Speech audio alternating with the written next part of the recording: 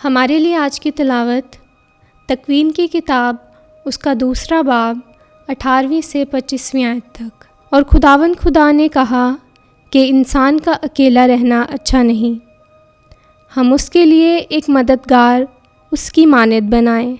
और खुदावंद खुदा ज़मीन के सब जानदार और आसमान के सब परिंदे मिट्टी से बनाकर इंसान के पास लाया, ताकि देखे कि वो उनके क्या नाम रखता है। बस आदम ने हर एक जानदार को जो नाम दिया वही उसका नाम हुआ।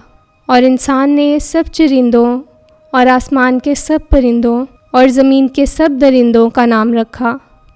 पर इंसान को अपनी मानद का कोई मददगार ना मिला। तब खुदावंद खुदा ने इंसान पर गहरी नींद भेजी, और जब वो सो गया तो उसने उसकी पसलियों में से एक पसली निकाली और उसकी जगह गोश्त भर दिया। और खुदावंद खुदा ने उस पसली से जो उस इंसान से निकाली थी एक औरत बनाई और उसे इंसान के पास लाया। और इंसान ने कहा, अब ये मेरी हड्डियों में से हड्डी और मेरे गोश्त में से गोश्त है।